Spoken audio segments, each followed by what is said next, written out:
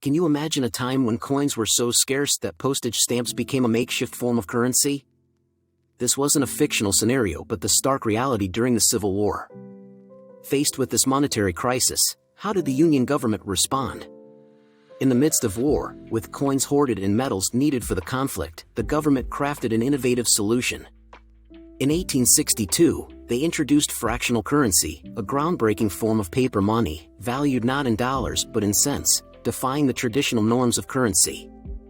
The first issue of fractional currency, from August 1862 to May 1863, offered denominations of 5, 10, 25, and 50 cents.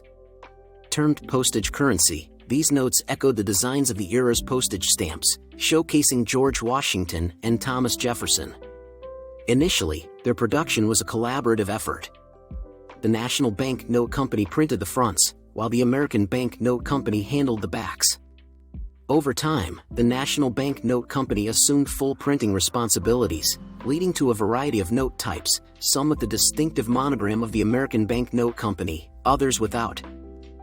October 1863 marked the beginning of the second issue. Produced by the U.S. Treasury until February 1867. These notes, available in 5, 10, 25, and 50 cents, and known as porthole notes due to their bronze oval frames, consistently featured George Washington. The third issue, from December 1864 to 1869, was remarkable for introducing the only 3-cent note, alongside denominations of 5, 10, 25, and 50 cents, and incorporating various anti-counterfeiting techniques. The notes carried George Washington on the 3 and 10-cent issues. The 5-cent note, displaying Spencer Clark, superintendent of the National Currency Bureau at the time, caused a stir in Congress and led to a law prohibiting living individuals from appearing on U.S. currency. The 25-cent note bore the likeness of William Fessenden, a former Secretary of the Treasury under President Lincoln, who was also still alive, yet an exception to the new law was made. The 50-cent note underwent 2 design changes, initially featuring Justice with scales and an eagle, and later, a portrait of Treasurer Francis Spinner, still alive and serving, marking another exception to the recently enacted law. The fourth issue, from July 1869 to February 1875, introduced a red or green Treasury seal into the note designs. This series brought forth a unique 15-cent note, along with the 10, 25, and 50-cent denominations. The 10-cent note featured Liberty, the 15-cent showed Columbia, and the 25-cent continued with George Washington.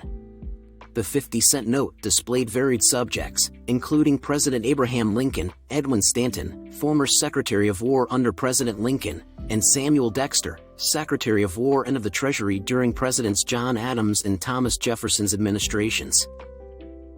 The fifth and final issue, from February 1874 to February 1876, signaled the end of fractional currency. With 10, 25, and 50-cent denominations, these notes were marked by their simplicity and elegance, each incorporating a green or red Treasury seal.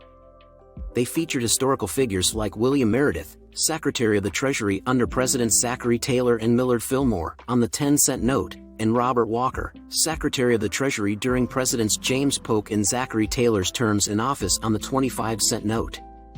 The 50-cent note highlighted William Crawford, Secretary of the Treasury under 3 presidents, James Madison, James Monroe, and John Quincy Adams.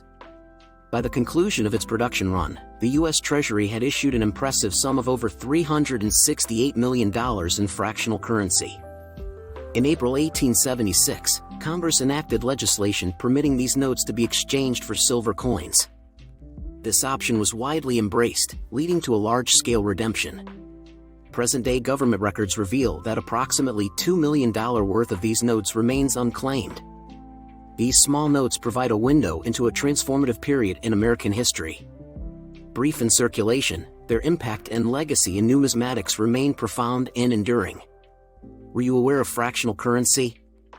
Share your thoughts in the comments below. Don't forget to like and subscribe. Stay curious.